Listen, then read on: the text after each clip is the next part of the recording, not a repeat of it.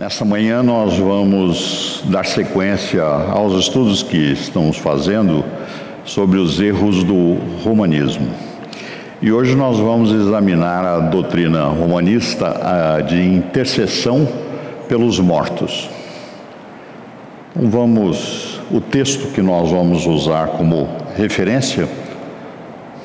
Então o texto que nós vamos usar como referência é de Hebreus, o capítulo 9, os versículos de 27 a 28, e que diz o texto: Assim como aos homens está ordenado morrerem uma só vez, vindo depois disso o juízo, assim também Cristo, tendo-se oferecido uma vez para sempre para tirar os pecados de muitos, aparecerá a segunda vez, sem pecado, aos que o aguardam para a salvação.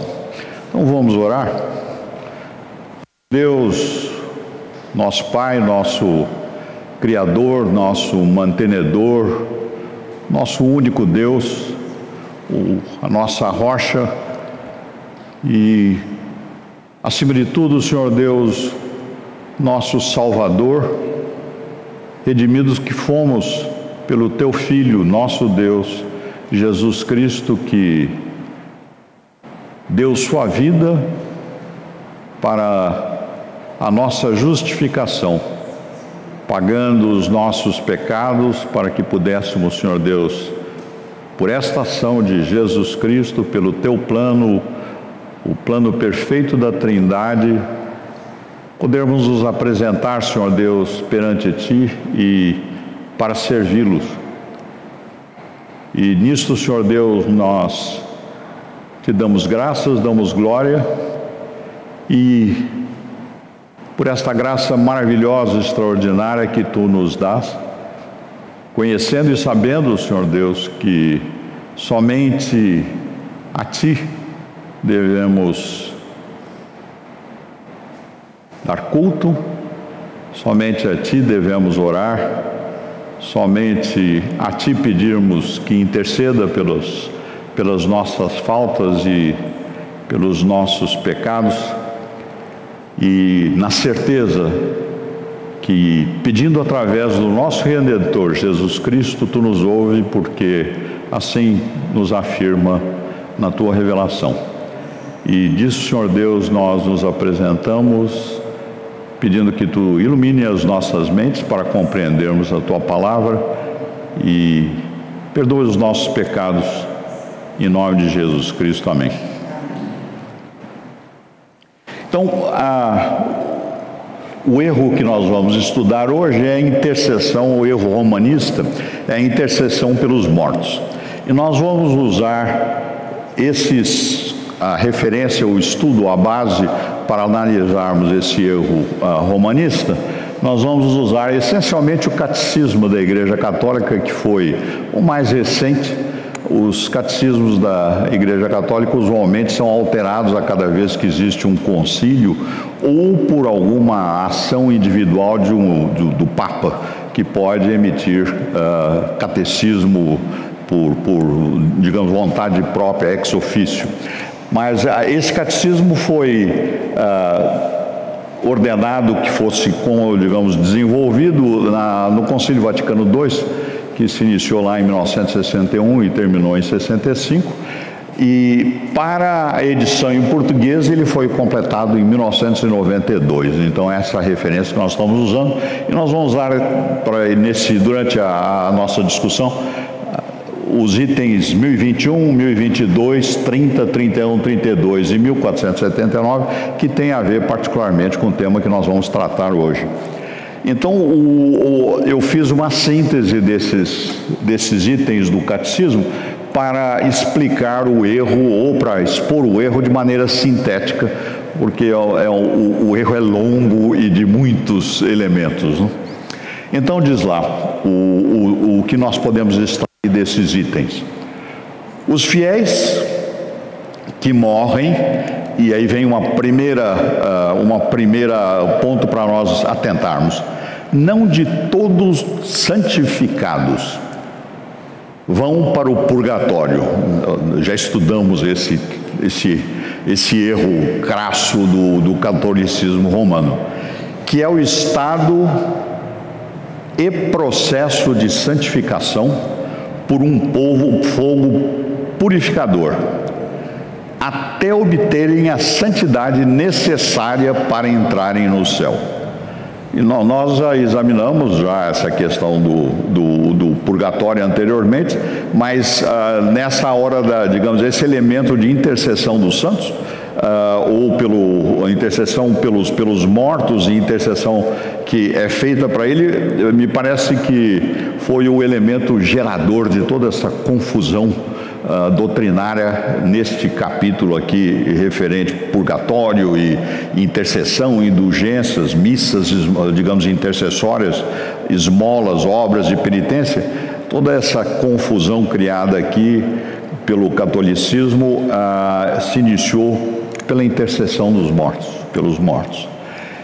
E não só isso, diz lá, o tempo, e esse digamos, é realmente uma afirmação na minha percepção, que nos distingue de maneira crassa, claríssima, e aí coloca até o próprio catolicismo romano, eu creio que afastado do cristianismo. Isto aqui é uma afirmação gravíssima de outro tipo de convicção, é que o tempo neste local purgatório, nesse estado purgatório, sob o fogo purificador,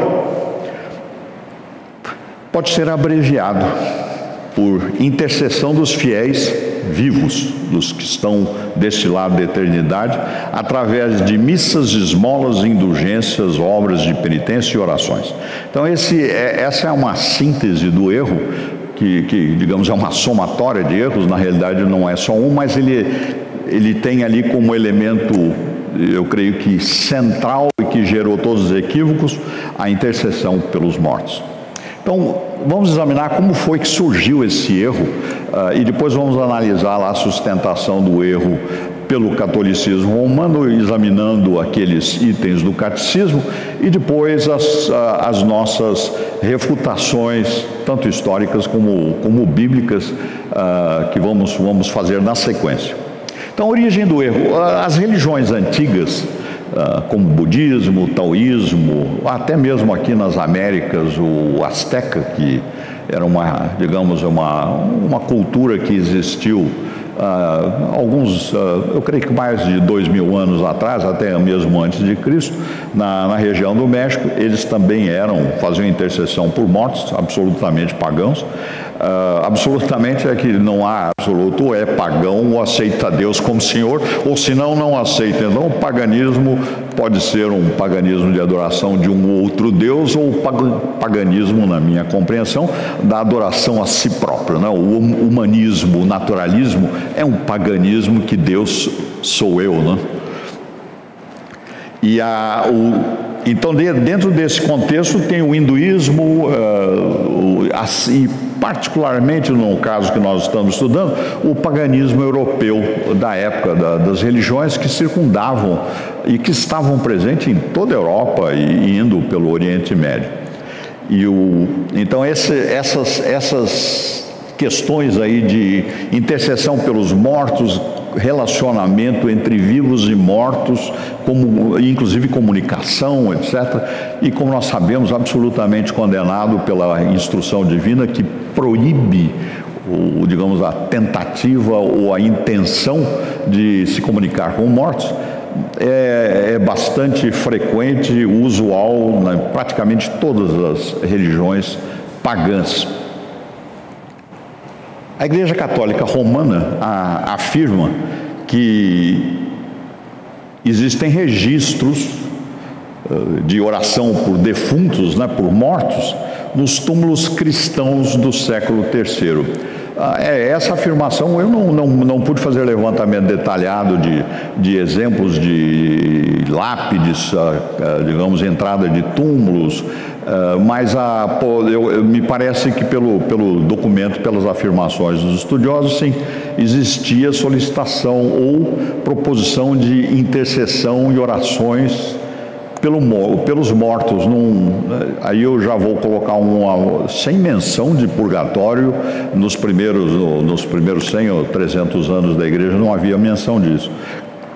Mas começou a haver realmente, pelo que eu pude apurar, registros de solicitação de orações em túmulos. Nos períodos dos pais da igreja, que os pais da igreja são a sequência da igreja apostólica, sob a orientação dos apóstolos ou daqueles que foram identificados e eram auxiliares dos apóstolos, evangelistas e outros que são registrados no Novo Testamento. Então, a igreja dos pais são, digamos, a próxima geração, e se inicia durante o que nós chamamos do século II. Aí, o primeiro século é do 0 até 100 anos, então o segundo século começa a partir do ano 100 e segue pelo início do segundo século 200. Então, nesse período, há registro de prática de oração por defuntos, e mais um ponto importante, começa a surgir nas discussões, nos comentários, a ideia de expiação temporânea ultraterrena. Sem querer, isso daí eu trouxe de uma descrição, não? Palavras não usuais, mas, ou seja, pagamento de pecados, digamos, fora da vida desse tempo, ou seja, em algum outro ambiente ou condição. Então, surgem discussões disso em diversos artigos, vamos dizer, tratados, livros do que nós chamamos aí dos patristas. No período patrista começa a surgir isso. Agora, o que é bastante relevante em nenhum desses casos registrados se propõe ou se fundamenta alguma base bíblica ou como sendo uma doutrina bíblica. Eles estão examinando essa questão como uma prática cristã. O cristão que eu estou colocando aqui é lato sensu, porque nem todos acompanhavam.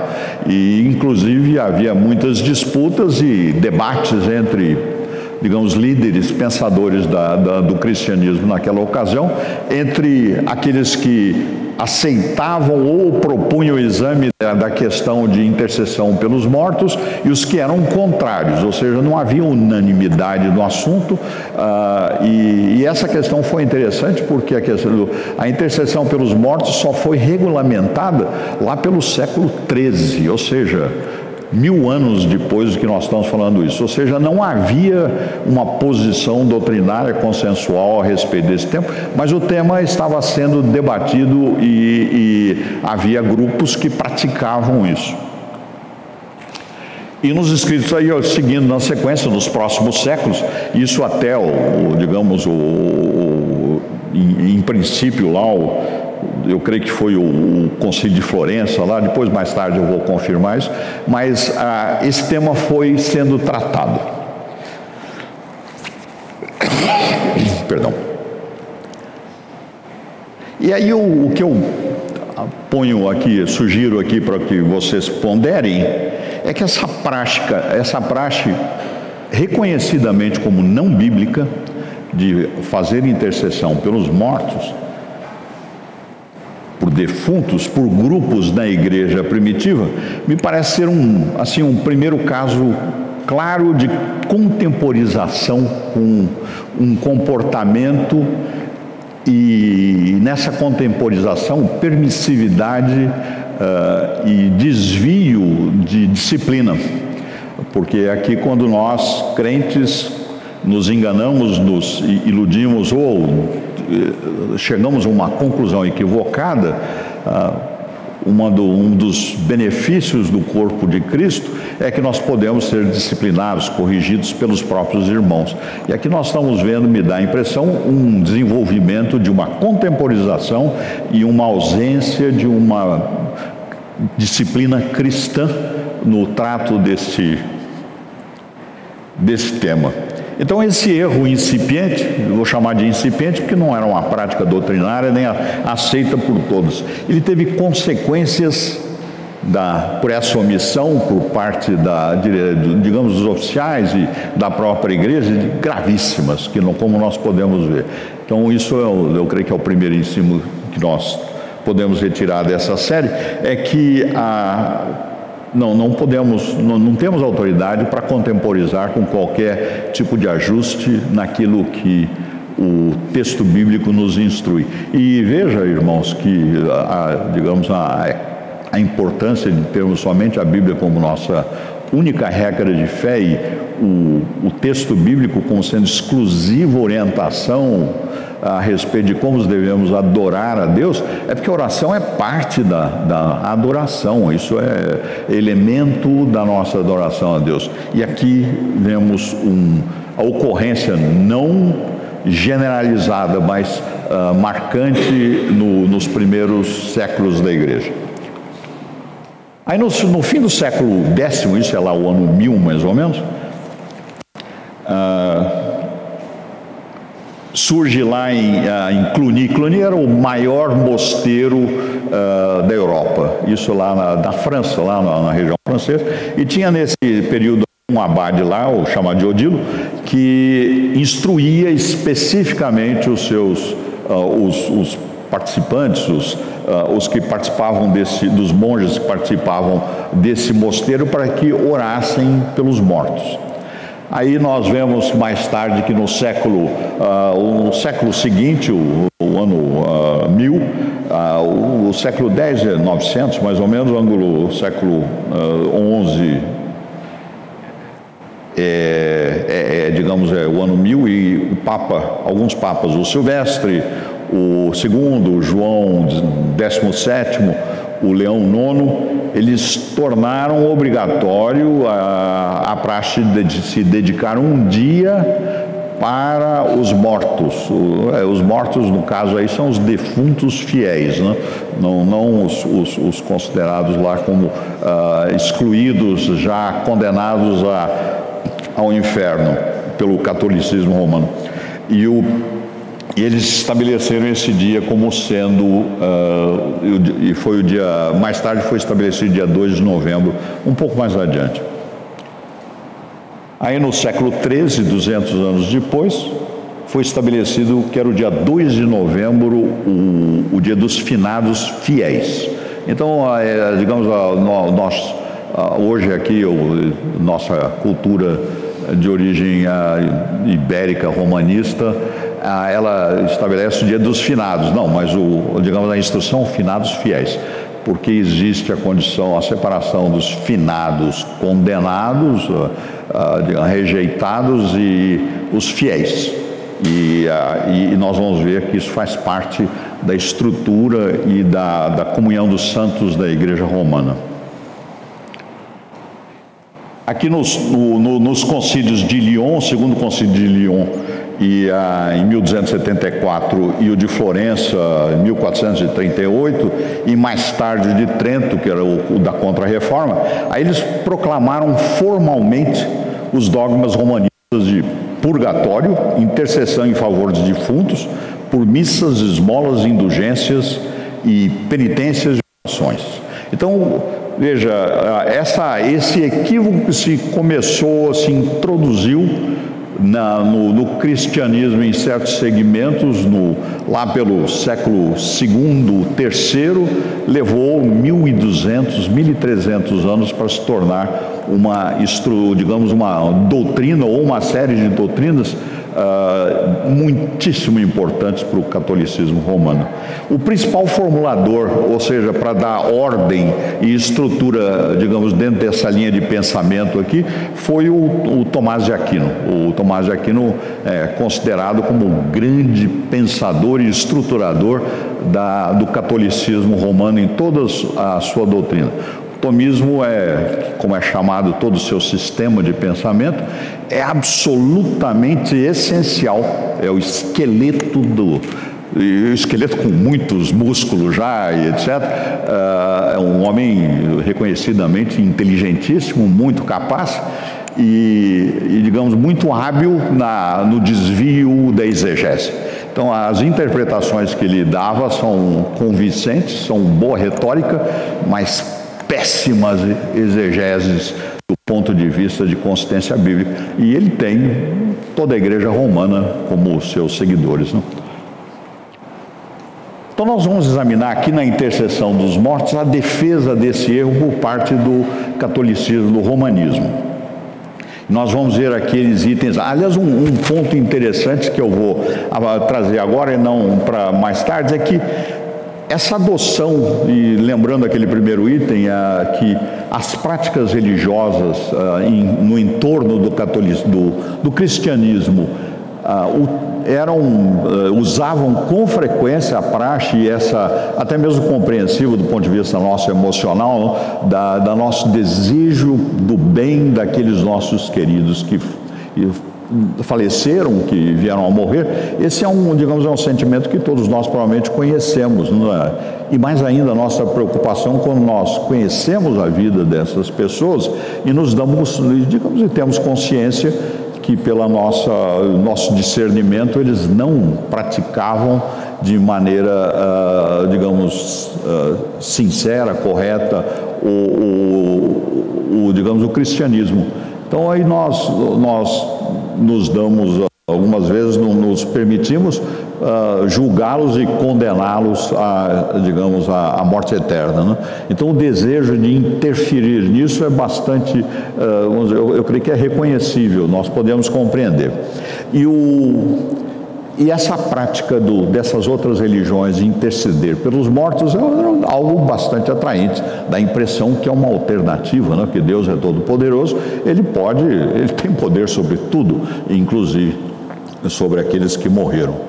E o catolicismo, e como os irmãos sabem, sincretismo é reunião de doutrinas diferentes com a manutenção dos traços perceptíveis das doutrinas originais. Ou seja, sincretismo é quando uma religião ou um grupo adota padrão de outro grupo distinto e trazendo características parecidas, mas ajustando ao seu próprio sistema de pensamento. Então, aqui no Brasil nós temos bastante contato com esse tipo de sincretismo no romanismo, que é, por exemplo, os rituais africanos, trazidos para a tradição católica romana, né? Lavagem do Bonfim, lá na Bahia, que é, na realidade, cerimônia das águas de Oxalá, né? Isso aí é de outra origem. O grande número de santos católicos que são,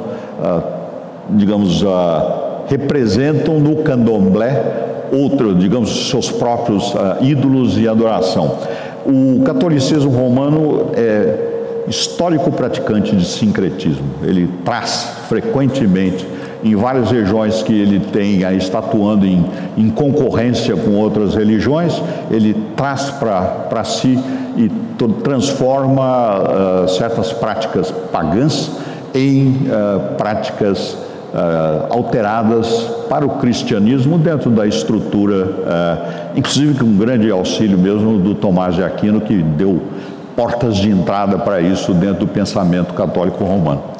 Mas então, voltando aí a essa questão, nós vamos começar a ver, e eu vou trazer toda uma série de elementos e que os irmãos podem chamar a atenção, se manifestem a qualquer momento, porque esses itens do catecismo, eles são autodeclarações claríssimas a respeito desses desvios e, frequentemente, de claríssimas heresias, né? Então, o primeiro elemento é a respeito da morte. Então, diz lá o catecismo: a morte põe termo à vida do homem enquanto tempo aberto à aceitação ou rejeição da graça divina. Assim, isso nós podemos acompanhar, até deixamos também bastante claro, porque é um textos, né? Manifestado em Jesus Cristo. Aí entra um outro elemento, uma novidade. O Novo Testamento fala do juízo, principalmente na perspectiva final com Cristo na sua segunda vida. Esse principalmente aqui é absolutamente equivocado, não é? A segunda vida fala do juízo no encontro final com Jesus Cristo. Este foi acréscimo, digamos, a revelação. Mas muito importante para, digamos, a coerência da heresia. Mas também aí vem uma afirmação muito clara do desvio. Mas também afirma reiteradamente, não se sabe aonde, eu pelo menos não pude encontrar consistência nas exegeses apresentadas, a retribuição imediata depois da morte de cada qual em função de suas obras e fé.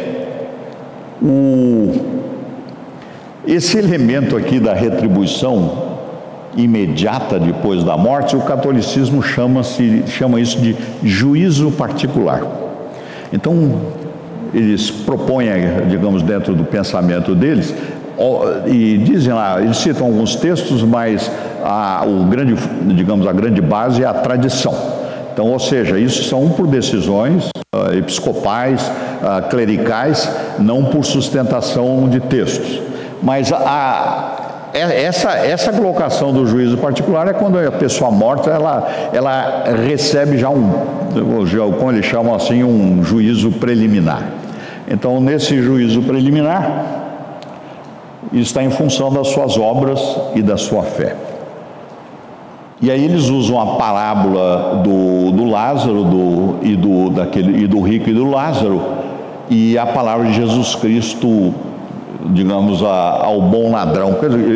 Eu sei que aquela pessoa lá de Jesus Cristo, se era, como diria lá o cego, não é que nós conhecemos, se era ladrão, não sei, mas era um malfeitor.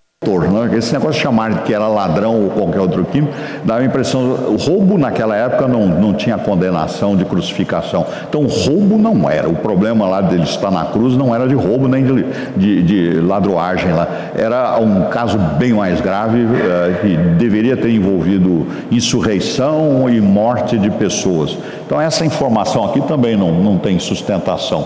Assim como outros textos do Novo Testamento falam do destino final da alma, que pode ser diferente, aí por alguma razão aí não está cabendo aí digamos, no campo, e eu vou ler então aí para vocês.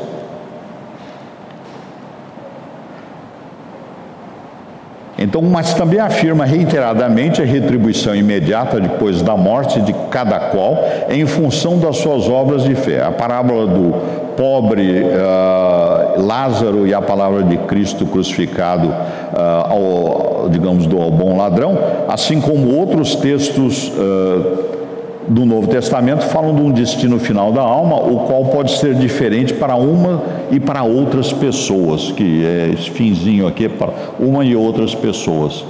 E ao morrer, diz lá o Catecismo Católico Romano, cada homem recebe na sua alma imortal a retribuição eterna num juízo particular que põe a sua vida em referência a Cristo.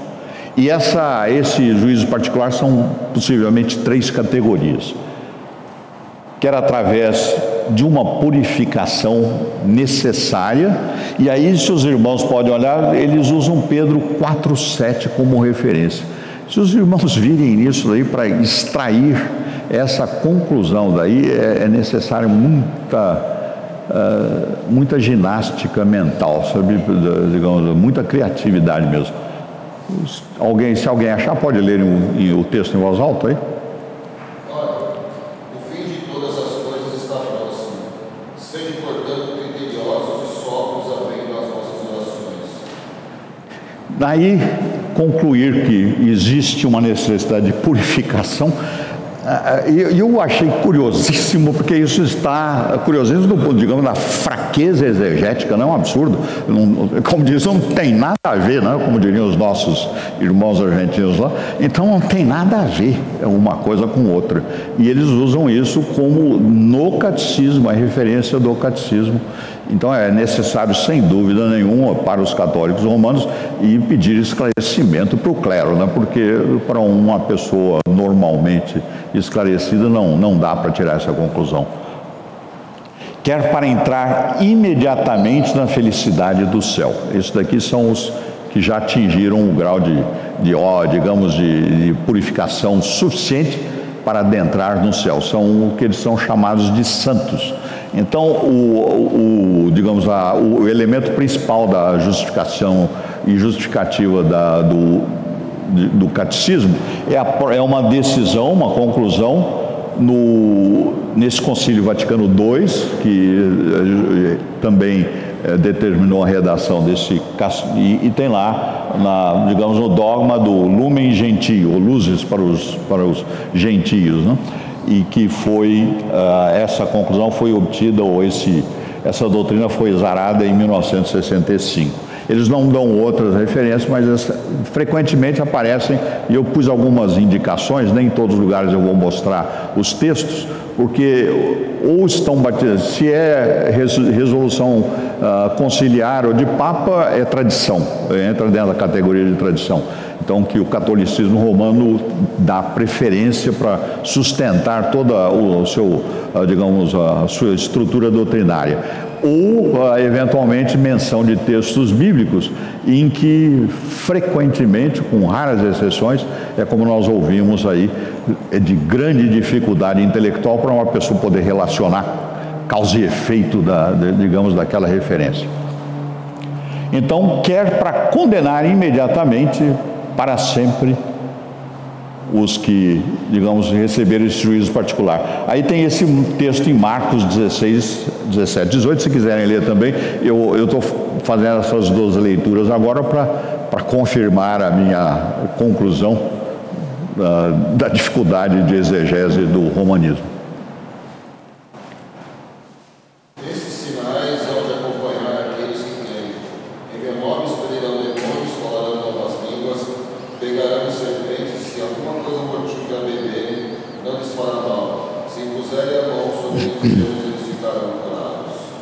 Nesse caso aqui, não é uma indicação de quem são os santos, mas aí já é possível a gente, ver numa certa neblina, o que levou ao equívoco, né?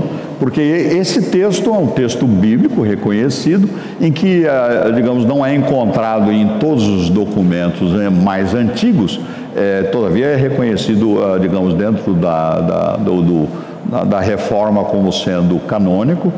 Mas o que está sendo descrito aí não é dos santos, dos perfeitos, se é que, existe essa condição, né, dos santos que já vão direto para o céu, porque eles atingiram um grau de perfeição equivalente ou necessário para poderem se confrontar com Deus. Então, esse caso aí eles estão dizendo é uma descrição a respeito dos sinais dos evangelistas, dos que iriam distribuir a palavra, mas não tem a ver com o grau de perfeição que uma pessoa necessita chegar. Ou seja, para eu, Marcos, poder ser aceito no céu ou no paraíso, é necessário que eu tome um veneno e não morra, ou que eu pegue uma víbora muitíssimo venenosa e a deixe picar na minha mão lá e sobreviva, ou senão que eu ressuscite alguém dos mortos. Então esses elementos aí, aí o Marcos pode subir, se não, aí falou, vai receber uma purificação, né? Se for considerado, digamos lá, se eu estivesse registrado dentro das paróquias romanistas. E aí eles têm essa conclusão: ao entardecer da vida, examinar-te-ão no amor. E aí é Marcos 16, 20, aí também é um daqueles, vamos dizer, na melhor das hipóteses, chamar de textos enigmáticos, né? Pode ler, presidente? E eles têm partido, pregar em toda parte, cooperando com eles o Senhor, e confirmando a palavra por meio de sinais que se seguiam. Então, essa frase e o texto, eu pelo menos encontrei enorme dificuldade para correlacionar. Aí no próximo item 1030, é o item 1030 do Catecismo, diz lá, os que morrem na graça e na amizade. Isso é uma descrição absolutamente romanista. Não existe assim pessoa que morre na graça e na amizade com Deus, né? Quer dizer, a nossa relação com Deus não é de amizade, então não é isso, né?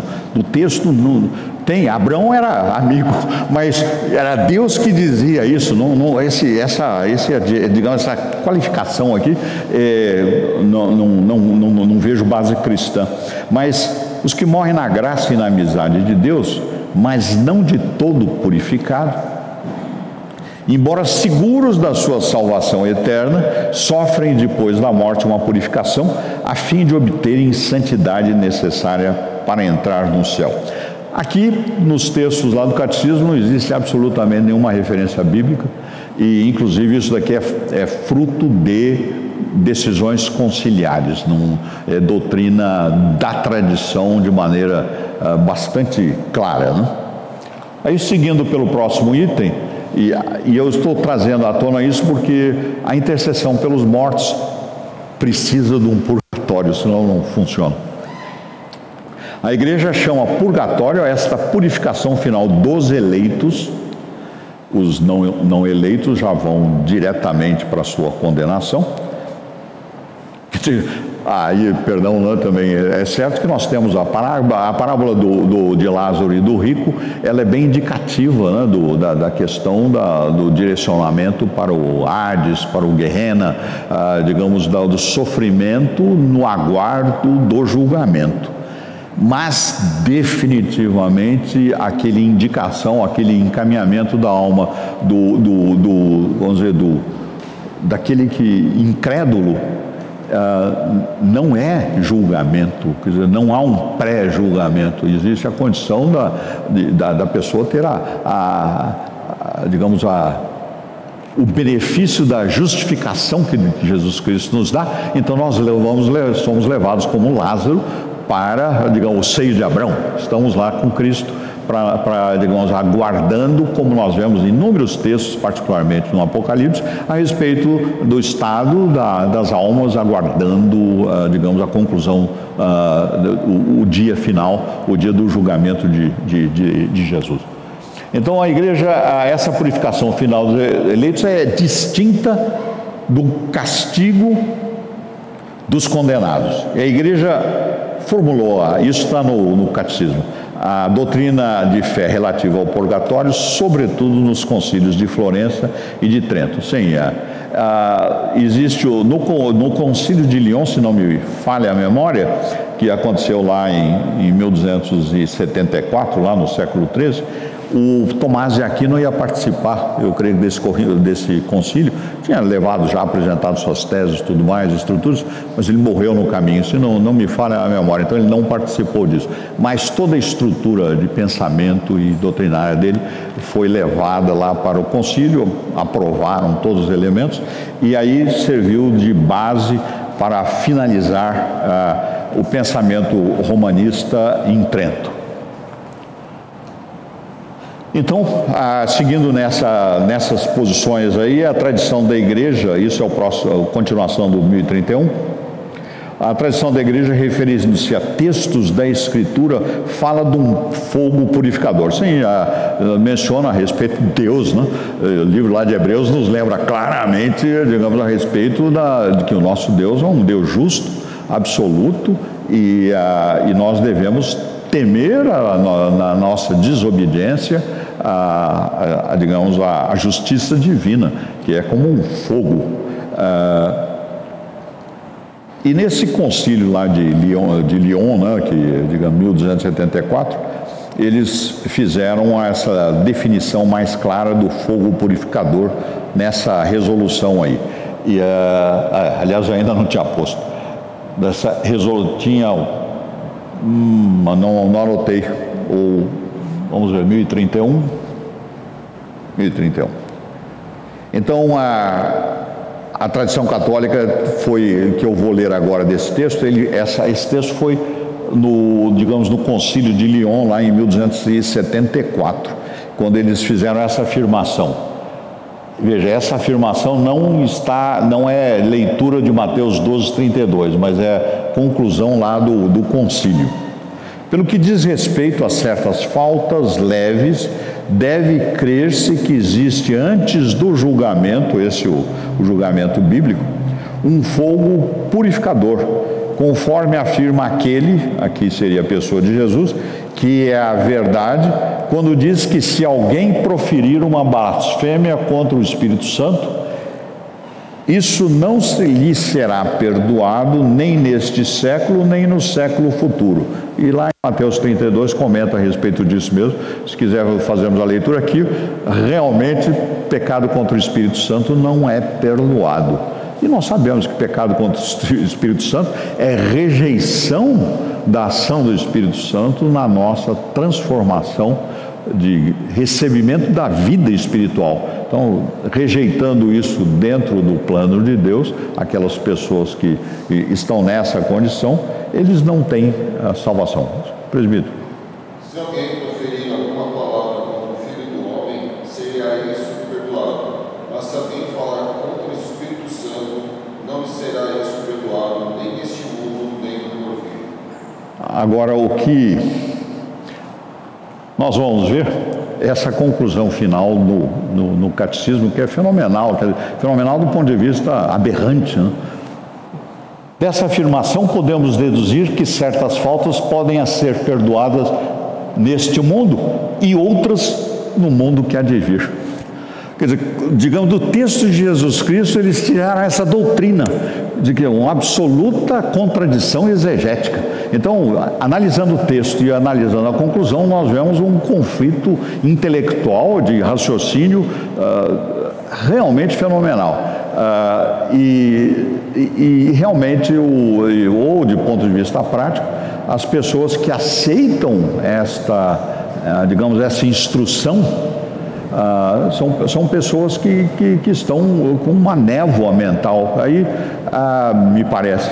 E aí vem, a mim me faz lembrar o texto, que um dos nossos textos que nós conhecemos, é que, a palavra de Deus, o Espírito, ilumina as nossas mentes para nós podermos compreender o que é.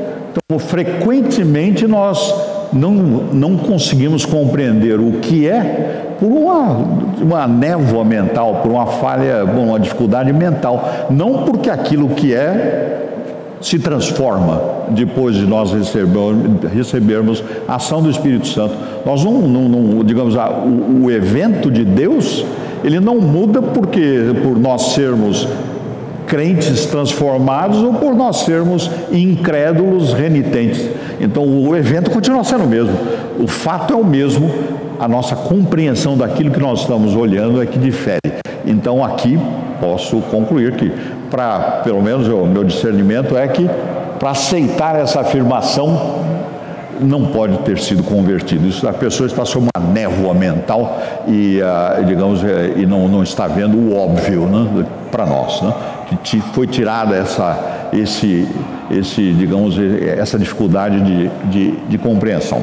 Aí, seguindo nesse texto, e aí vem o fundamento bíblico da intercessão pelos santos do romanismo. Então diz eles lá, essa doutrina apoia-se também na prática da oração pelos defuntos, que já fala as Sagradas Escrituras. Bom, em Macabeus, as Sagradas Escrituras que eles estão trazendo à tona são o livro essencial nisso, é o livro apócrifo de Macabeus, segundo Macabeus. Essa expressão apócrifo, tem da sua origem, ela seria de origem desconhecida, mas ela significa de origem não divina. É conhecida, esses livros foram escritos lá na sequência da Guerra dos Macabeus, 200, 300 anos antes de Cristo, e eles foram escritos e foram agregados na Septuaginta, que como é conhecida a versão grega, que foi editada lá 200 anos, mais ou menos, segundo, terceiro século antes de Cristo, em Alexandria, por instrução do governante lá, do Império do Egito, que determinou aos judeus que eles estavam fazendo a grande biblioteca lá, e a informação, digamos, eu acompanho essa interpretação, que me parece a mais razoável. Então eles ajuntaram todos os documentos que eram importantes para a cultura hebraica, e desses documentos faziam todos os livros da Revelação, que faziam parte, que era, digamos, o livro da lei e de todos eles, que iam até digamos, o fim dos 60, digamos, os profetas menores, né, de Gênesis até a conclusão, e mais os livros historicamente importantes para a cultura de Israel. Aí eles incluíram os Macabeus, incluíram diversos, mais um tanto de livros, e alguns acréscimos no livro de Daniel, e puseram lá um livro chamado Eclesiásticos, e coisa como essa, mas eram da cultura hebraica. E a comprovação, ou digamos, a sustentação dessa posição reformada a respeito de quais são os livros canônicos e os não canônicos, foi confirmada num concílio dos judeus lá pelo século III, onde eles deixaram bem claro que para eles os livros canônicos eram do Antigo Testamento, como nós mesmos temos em nossa Bíblia. Isso foi o grande diferencial na reforma entre os reformados e protestantes, vamos chamar assim, dentro do movimento protestante. Porque os protestantes, que incluem os luteranos, eles incluíram, digamos, os livros, não como lei, mas como livros de instrução. E os anglicanos, os episcopais da Inglaterra também acrescentaram, não da igreja puritana, mas da igreja alta, né, da High Church lá, eles já incluíram também esses livros apócrifos. Agora, diferente digamos, dos demais, os luteranos veem como boa instrução, e os católicos romanos veem isso como livro, digamos, da lei, né? E só que não são livros da lei. E aí vem essa afirmação. Aí os irmãos, não sei se conhecem essa história, isso daí é os Macabeus. Havia um movimento lá de libertação lá digamos, dos impérios que foram criados por Alexandre, lá quando ele invadiu, digamos, da Europa até a Índia, passando pelo Egito, por todo o Oriente Médio. O Alexandre o Grande, ele morreu jovem até, mas ele ficou dividido, todo o império dele, entre os seus generais, os seus, digamos, militares, os homens lá de alta patente e poder, e o Egito ficou como sendo um império, digamos ali a Palestina, a Síria, parte daquele Oriente Médio, outro império, e foram dividindo. E nesse período do século dos Macabeus, o governante que estava lá naquela região da Síria e Palestina, ele era um pagão, digamos, dos mais terríveis, e estavam acontecendo coisas horríveis, invasão lá do templo, digamos, humilhação e coisas muito más feitas, e houve uma insurreição da parte do povo de Israel. E o povo de Israel, ele se organizou e acabou conseguindo uma independência durante alguns anos, lá pelo século, uns 100, 150 anos de independência antes da chegada dos romanos. E aí alguns elementos porque eu conto essa história, porque ocorreram alguns elementos absolutamente necessários para interpretar o que se deu aqui nesse livro histórico. Os líderes do movimento Macabeus eram levitas. Esses levitas tomaram a espada, absoluta desobediência contra a lei de Deus. Os levitas não podem tomar a espada, é contra a lei de Deus. E eles assumiram um governo absolutamente contra. Eles cuidavam do templo, da adoração a Deus. Eles não podiam ser exército, eles nem eram contados para ser exército, eles eram simplesmente verificados lá para poder distribuir entre as tribos, e eles não podiam governar. Eles tratavam exclusivamente da adoração a Deus, do culto, etc. Nessa revolução de Macabeus, eles tomaram espadas, subiram o templo, e a Igreja Católica Romana, digamos, veja, quem estava dentro da atuação do templo eram esses grupos, vou qualificá-los, não que todos fossem, hein? Nós não podemos fazer, sempre é um remanescente fiel, mas a colocação é que neste grupo, nessa época da história de levitas, levitas rebeldes, desobedientes. Então, o que eles faziam não pode servir, na minha opinião, de referência para nenhum judeu praticante, porque eles eram, e nós conhecemos essas histórias, por exemplo, na história de vários profetas que nós vemos, livros bíblicos, em que os levitas estavam desobedecendo a Deus de maneira absurdamente, digamos, terrível, e usando o templo para adoração a deuses pagãos, etc. Então, a colocação de dizer, porque levita... porque um levita aceitou, um grupo de levitas aceitou, isso não é sinônimo que Deus aceitou e que esse culto é um culto aceitável.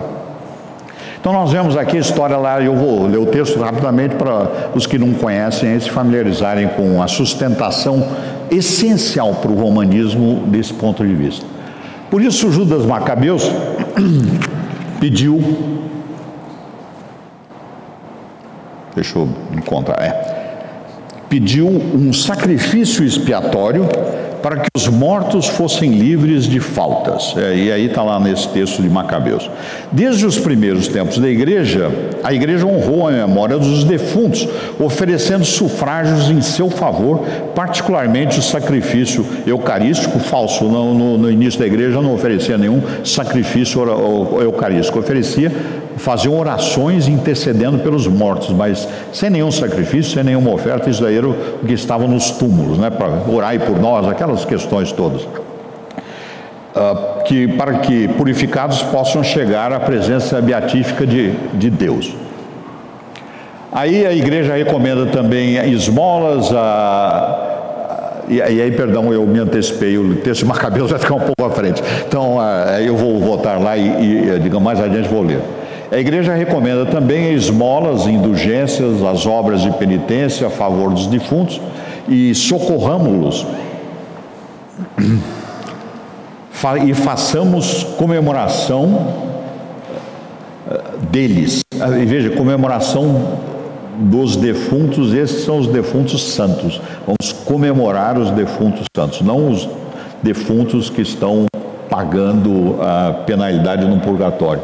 E se os filhos de Jó foram purificados pelo sacrifício do seu pai, por que duvidar que as nossas oferendas pelos defuntos lhes levam alguma consolação? Ou seja, pegaram aquela condição lá do Jó lá e falaram: isso aqui vale para todos os cristãos e vamos nós duvidar do texto bíblico. Isso, irmãos, permita a minha conclusão. Uma terrível hipocrisia, né? Que isso daqui é uma aparência de convicção, mas que o ato e a verdade é para deformar.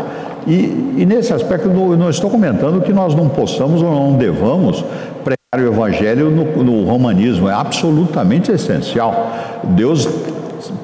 Não podemos absolutamente, vou usar novamente essa palavra, presumir que Deus não tem filhos que estão no romanismo, ou que estão no islamismo, ou que são ateus. Nós devemos pegar a palavra para todas as pessoas e a ação do Espírito Santo vai ser em função do conselho perfeito da Trindade. Os escolhidos são escolhidos antes da criação do mundo, devem ouvir a palavra de salvação. Pela palavra de salvação, vontade da Trindade, do conselho perfeito da Trindade, o Espírito Santo vai atuar e vai transformar aquela pessoa do morto para um vivo espiritual. Mas seguindo essa questão, os filhos de Jó foram purificados pelo sacrifício de seu pai, por que duvidar? Não hesitemos em socorrer os que partiram e oferecer por eles as nossas orações. Não só orações, mas, indulgências, obras, missas contratadas e assim por diante. E uma vez que os fiéis defuntos em vias de purificação também são membros, aqui é um outro ponto que, se nós tivermos tempo lá, eu vou comentar. A Igreja Católica Romana e o Papado entende que eles têm autoridade sobre toda a comunhão dos santos. E eles têm a comunhão dos santos reconhecida digamos, em 3 categorias, que está lá, digamos, na mitra papal, são 3 coroas que nós podemos ver talvez lá no fim, em que a primeira coroa, eles têm a ver com vamos dizer, a igreja militante, que é a igreja nesse tempo. Aí eles têm a categoria da igreja penitente, ou a igreja que está no purgatório. E depois eles têm a igreja triunfante que está nos céus, que são os santos, então, membros da igreja. O Papa tem autoridade sobre todos. Então isso é uma coisa fenomenal. Quer dizer, quem tem autoridade sobre as almas que estão junto com Cristo é o Papa. Então e aí Cristo tem que passar todos os benefícios pelo Papa para ele, digamos, distribuir para todos os membros da comunhão dos santos, na visão e na doutrina romanista. Aí, irmãos, mais algum elemento. Evidentemente, isso não é bíblico. Isso não faz parte do cristianismo. Isso é um desvio gravíssimo. Eu, digamos, na minha percepção de crente, membro de igreja, graças a Deus, durante toda a minha vida, isso é um desvio inaceitável. Isso não é cristianismo e como nós aprendemos na Bíblia. Nós podemos ajudá-lo de outros modos, obtendo para eles indulgências. Já vimos o capítulo de indulgências absoluta, digamos, isso é uma quimera teológica, não é fato. De modo que sejam libertos das penas temporais devidas pelos seus pecados. Como nós vimos lá, o tempo que eles vão ficar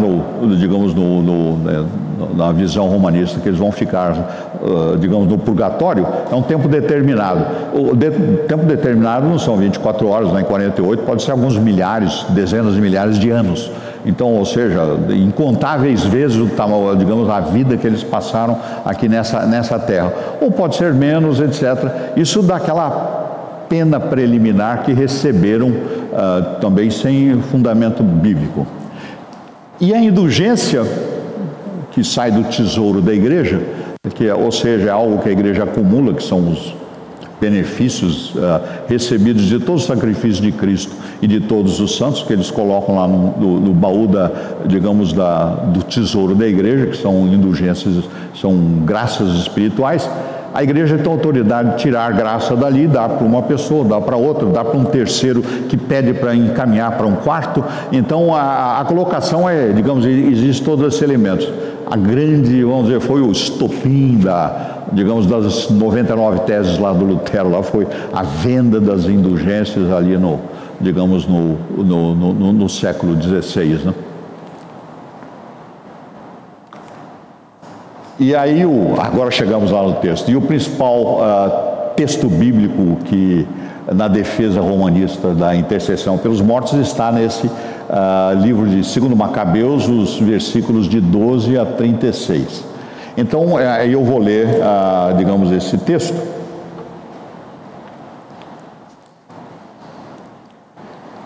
Então houve uma batalha entre os macabeus e os exércitos, digamos, eu não me recordo bem lá, digamos, era uma família de governantes que tinham naquela região, que ficaram com o império que vinha desde a Síria até a fronteira ali com o Egito, não descia pelo Israel, etc. Então aquele era um império pagão que dominava Israel e tudo mais. Eles estavam em batalhas contra esse grupo. E hoje, então, um dos macabeus, houve uma batalha ali na região, digamos, junto ao mar do Mediterrâneo, ali na terra dos filisteus, naqueles permanentes inimigos de Israel, e eles venceram a batalha, os macabeus. Após reunir seu exército, o Judas Macabeus, que era o grande general levita, digamos, dos exércitos de Israel, foi até a cidade de Adulão, e chegado o 7º dia da semana, o sábado, de acordo com o costume dos judeus, purificaram-se e guardaram o sábado. No dia seguinte, os homens de Judas, no momento em que a necessidade exigia, foram recolher os corpos caídos dos que haviam morrido em batalha e depositaram-nos juntamente com seus familiares nas sepulturas dos seus antepassados. Eles estavam próximos lá da região, era a região de Israel mesmo, ali na fronteira, ali junto com os cananeus ali, os filisteus na realidade. Mas debaixo da túnica desses mortos, cada um dos mortos encontraram objetos dedicados aos ídolos do templo de Jâmnia.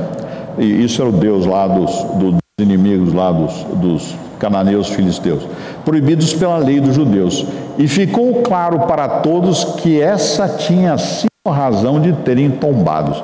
Então eles concluíram, sim, morreram porque tinham pego os ídolos do templo pagão. E assim, todos louvaram a Deus, o justo juiz, que faz patentes as coisas escondidas. Voltaram-se para a oração, pedindo que o pecado fosse completamente perdoado. Esse é o pecado dos tombados, né? Que pegaram esses ídolos. Então eles disseram isso, os Macabeus, o livro de Macabeus registra. E aí, continuando, e assim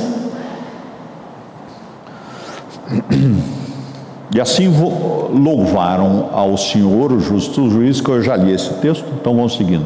E o nobre Judas exortou o povo a guardarem sem pecado, vendo com seus próprios olhos o que havia acontecido, por causa do pecado daqueles que tinham tombado.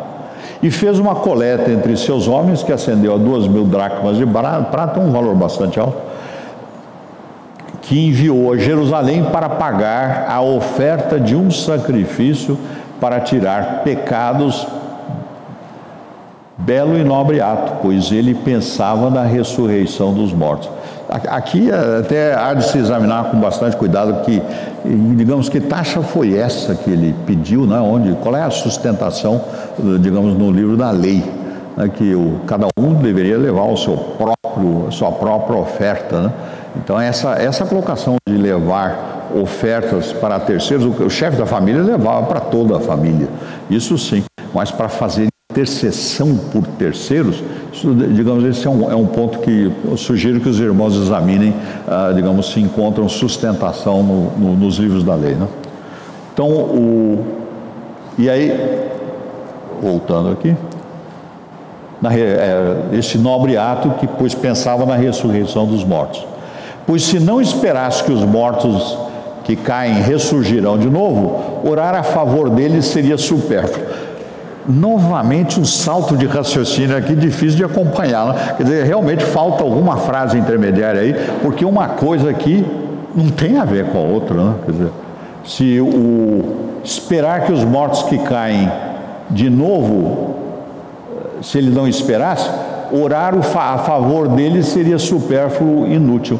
Então, isso não tem a ver com essa conclusão. Isso aqui é uma conclusão de quem tem algum outro elemento para que os que caem, digamos, possam ressurgir. Obviamente não de natureza bíblica, que a ressurreição vem por Cristo, não por nenhum ato, nem por intercessão. E se ele tinha expectativa, isso é do texto de Macabeus, se ele tinha expectativa de que uma belíssima recompensa estaria reservada para quem repousa na piedade, bom, aí já é um problema, porque esses que morreram não repousavam em piedade, né? Eles estão repousando em impiedade, né? Eles não tinham desobedecido, para que a sua ideia fosse santa e piedosa. Por isso ofereceu um sacrifício a favor dos mortos, para que seu pecado fosse perdoado.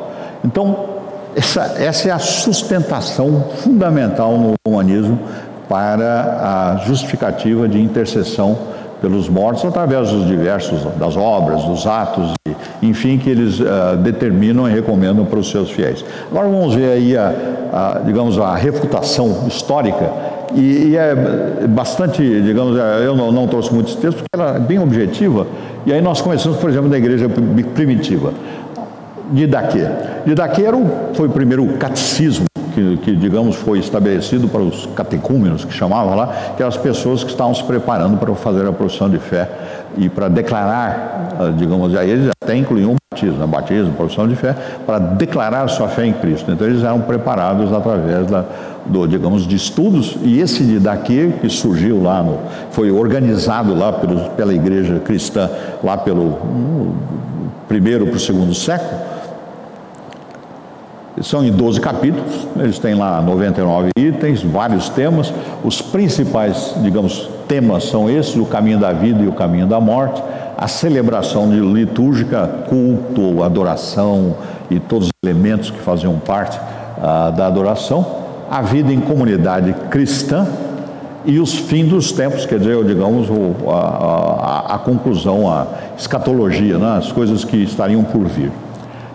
E nesses 99, nessas diversas páginas, nenhum registro, nenhuma menção ou sugestão de purgatório ou intercessão de santos. E esse documento é um documento importante porque era o primeiro catecismo formado entre ali no fim da Igreja Apostólica e começo da Igreja dos Pais. Ou seja, realmente ali, quem sabe, segunda geração de crentes, coisa como essa, não? Um outro ponto importante são essas cartas de Clemente.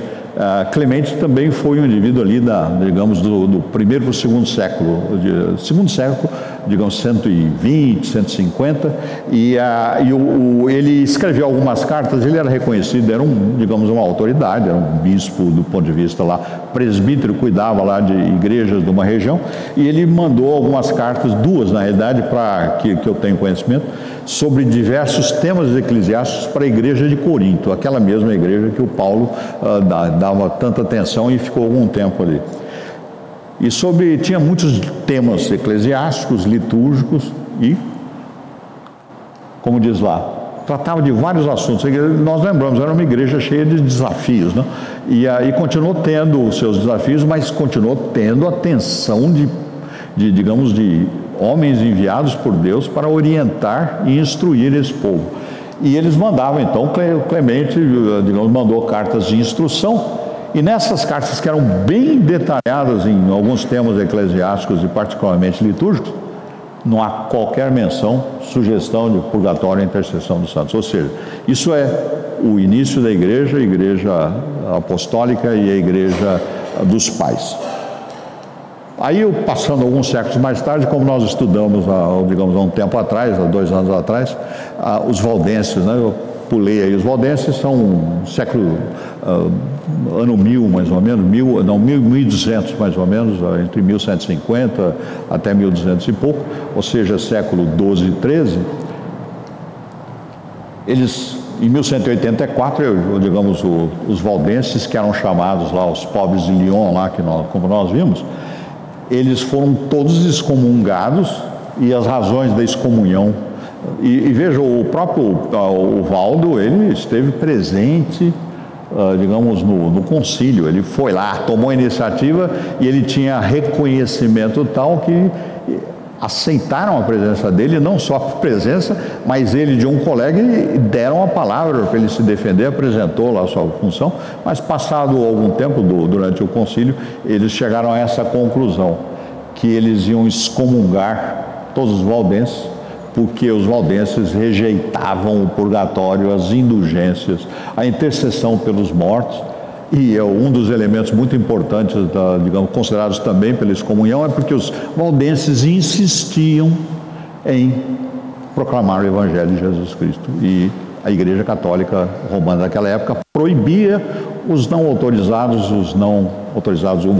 que não clero, que falasse publicamente a respeito de Jesus Cristo.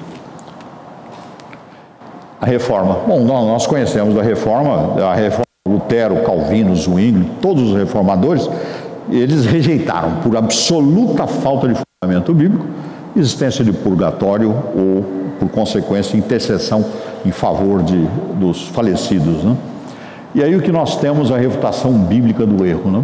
Então eu fui lá no Catecismo, o maior, e aí eu vi lá na pergunta 179, devemos orar somente a Deus ou para os santos que já estão, digamos, na alegria da comunhão com Deus, né? Como diz e diz lá, sendo Deus o único que pode esquadrinhar os corações, que nós conhecemos, eu vou ler aqui: ouvir os pedidos, perdoar os pecados, cumprir os desejos de todos, o único em que se deve crer, a quem se deve prestar culto religioso, a oração, que é uma parte do culto. Veja, digamos, a questão daquele início, né, desvio inicial, aquela permissividade para que se mudasse ou acrescentasse elemento adicional à oração, e nós vamos ver no último item, né, como é o nosso, digamos, o nosso modelo de oração.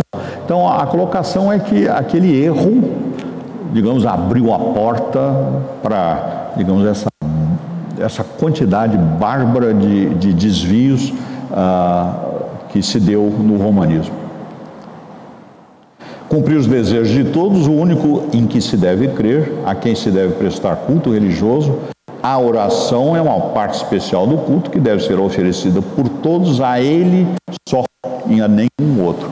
E como parte da nossa confissão de fé são os textos bíblicos também. Digamos, o que é registrado como pergunta e resposta, como na confissão de fé também, os textos bíblicos não podem ser retirados da confissão de fé, senão se mutila a confissão de fé. A confissão de fé de Westminster tem os textos bíblicos e deve ser acompanhado. Então, quando alguém apresenta uma confissão de fé sem a prova, é um documento incompleto.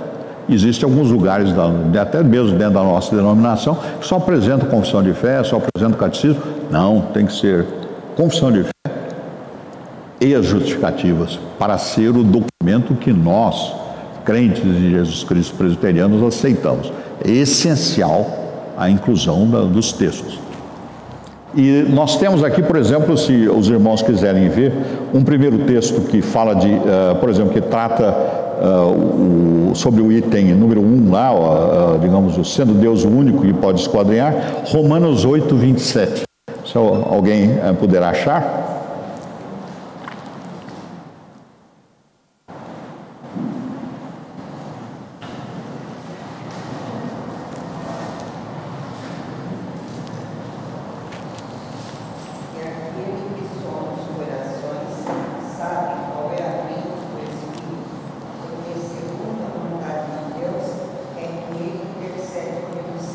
Então, ou seja, quem pode esquadrinhar corações, ouvir os nossos pedidos, exclusivamente é Deus. Não é que é inútil, não é? É um desvio, dar glória a quem não deve, dar honra a quem não se pode dar honra, é dirigir oração para outros seres, inclusive, e pior ainda, né, dirigir orações para mortos, né, que são os fiéis no gozo lá digamos, do paraíso. Um outro texto que também trata desse tema, eu vou pular alguns, é Salmo 50, versículo 15.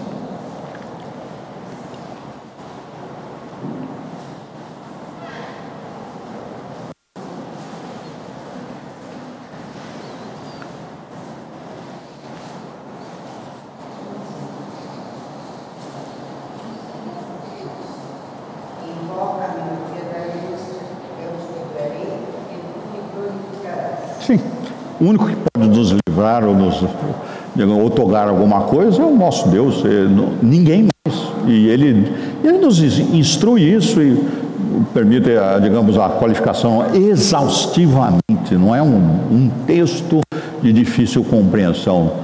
Aliás, quando é difícil compreensão, só um texto, nem se deve retirar doutrina nenhuma. Aceitamos, mas vamos aguardar, digamos, mais esclarecimento no momento oportuno. E também lá em Jeremias, no capítulo 3, falando a respeito por que nós devemos oferecer somente a Deus e a nenhum outro a oração.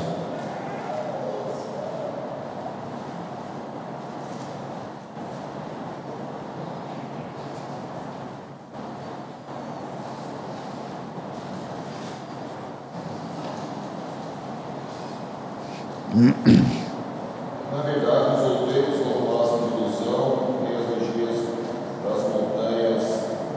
Com efeito ao Senhor, com efeito o Senhor nosso Deus está a salvação de Israel. E complementando isso, o 14, 22.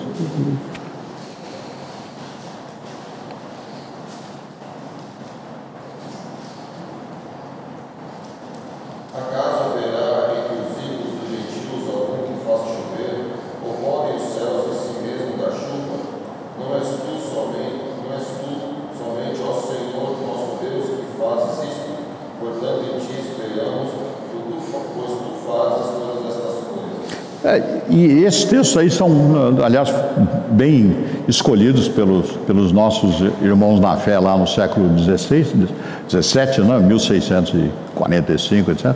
Então é que eles são esclarecedores, mas não são os únicos. E esse é um ponto muito importante para nós lembrarmos, é que não devemos pegar um texto como sendo base única de uma conclusão a respeito da revelação de Deus, porque Deus usualmente não, naquilo tudo que podemos concluir, Ele dá mais de uma afirmação para a nossa mente. Aí, seguindo, nós vamos para a pergunta 183, por quais pessoas devemos orar? Aí diz lá a nossa confissão de fé: devemos orar por toda a Igreja de Cristo na terra, pelos magistrados, outras autoridades, por nós mesmos, pelos nossos irmãos e até mesmo pelos nossos inimigos. E eu até comento lá que os nossos irmãos na fé lá não precisaram ter colocado até mesmo, né? Porque, e mesmo para os nossos inimigos, porque é a instrução de Jesus Cristo, né? Então, permitam-me essa liberdade, digamos, de expressão, é porque esses nossos inimigos, inclusive, nós não conhecemos no dia de amanhã, eles poderão no dia de amanhã se tornar grandes amigos, né? Então a colocação é: devemos orar pelos nossos inimigos, né? E que é instrução divina, é orar pelo próximo. E lembra, digamos, o comentário de Jesus a respeito do fogo sobre a cabeça daqueles que estão sendo bem tratados, né? E até mesmo pelos homens de todas as classes, pelos vivos e pelos que ainda hão de nascer. Lembra a oração de Jesus ali na conclusão da sua obra lá? Ele pedia pelos aqueles que vão crer ainda também, os que vão nascer. E os textos são esses diversos. Eu vou passar então, nesse texto aqui, eu não vou ler nenhum deles, mas eu vou no próximo item, que é a continuação.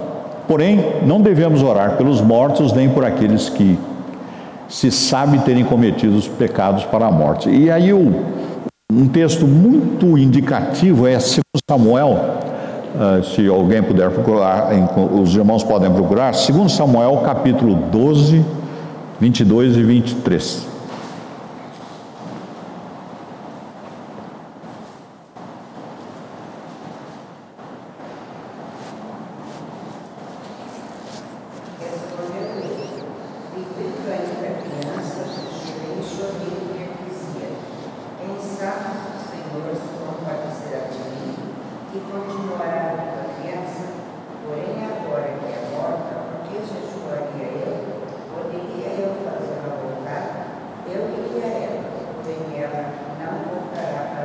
Então, tem outros textos que nos auxiliam na compreensão disso.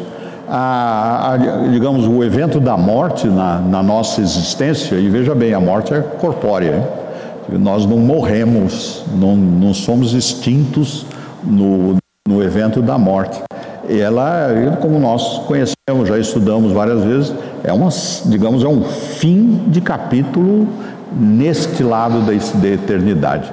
A nossa existência, Deus nos fez criaturas de vida eterna. Nós e as criaturas celestiais, nós temos vida eterna.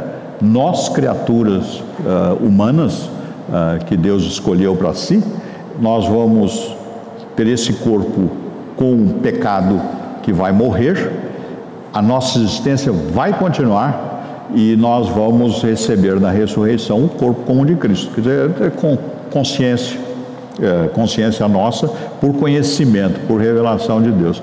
Então, encerrada essa vida, como bem colocado, esse até lá num dos primeiros itens, acho que é no 1030 lá, pelo catolicismo romano, esse é o período da escolha: aceitar Cristo, rejeitar Cristo, digamos, é agora, né? Tendo sido morto, o nosso corpo tendo morrido, se encerra esse período. E como Davi, centenas de anos antes de Cristo, até ele já tinha essa revelação, ele já conhecia isso, e nós aprendemos em outro lugar. Ou seja, não há orientação divina para orar pelas pessoas que morrem. Encerrou-se. E aí nós sabemos, por um ponto importantíssimo, é Deus que chama a alma. Quer dizer, quem escolhe o momento da nossa morte não é nenhum de nós, é Deus. encerrou o seu tempo. Lembra? Moisés lá com 120 anos, em ótima saúde, etc., subiu ao monte lá, que parece que tem mais de 3.000 metros de altura, chegou lá com os olhos vivos e disse, Deus falou, agora está encerrada a sua vida, e ele levou o corpo de Moisés para algum lugar. Então, a colocação é que Deus escolhe o momento, então não há não pode haver dúvida, não pode no sentido, não deve haver dúvida nas nossas mentes, né? Aí vem todos esses textos e voltando ao texto que nós tínhamos lido lá no começo, assim como aos homens está ordenado morrerem uma só vez, vindo depois disso o juízo, assim também Cristo, tendo se oferecido uma vez para sempre, para tirar os pecados de muitos, palavra com qualificação importantíssima, aparecerá a segunda vez sem pecado aos que aguardam para a salvação. Então, esses textos são sintéticos, mas o elemento essencial, na minha opinião, assim, não essencial, mas extremamente esclarecedor, digamos, nesse tema lá, está lá, digamos, na pergunta que nós temos até no breve catecismo, que diz lá a respeito da oração, né? Vamos ver aqui o que encontro aqui. É a pergunta 99 que está escrito lá. A regra de Deus, que regra Deus nos deu para o nosso direcionamento em oração?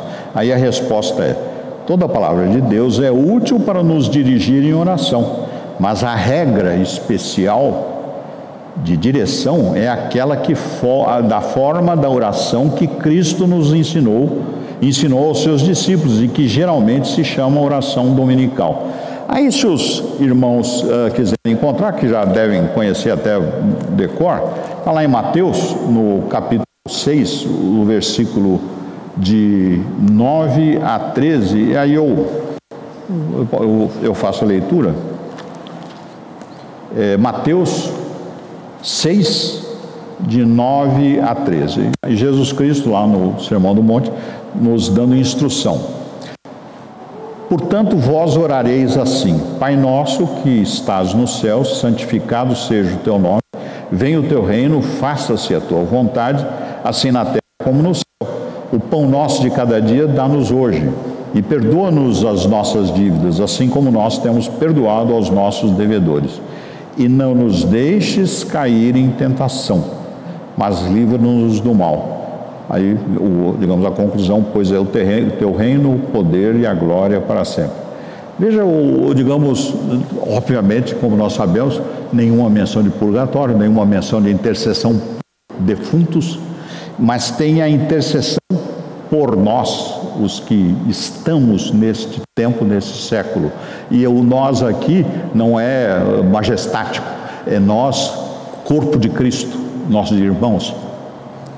E nós devemos orar por nós e por cada um de nós, para que não caiamos em tentação e que Deus nos livre de mal. Absolutamente não há intercessão para mortos, para defuntos, e muito menos pedido de redução de pena do purgatório, porque isso daí é uma quimera católica romana. Então, meus irmãos, esse, vamos ver, é o texto que eu tinha também a questão lá de olharmos a mitra papal, etc., mas fica para uma outra oportunidade. Uma pergunta? Muito bom. Então, eu pedi o presbítero Davi para fazer uma oração de encerramento da nossa aula. Nós te agradecemos, Senhor, pelas tuas divinas orientações. Nós te somos gratos, ó Pai, por esse dia em que o Senhor nos trouxe até a tua casa para louvarmos o teu nome e para aprender mais. Nós queremos te pedir, ó Pai, humildemente, que esses ensinos fiquem gravados em nossas mentes, para que possamos usar na sua máxima capacidade para refutarmos qualquer acusação, para refutarmos qualquer ensinamento duvidoso, para refutarmos qualquer tentativa de enganação aos teus filhos. Nós te louvamos pela disponibilidade do teu servo em trazer esse estudo. Nós te agradecemos, ó Pai, pela vida dele.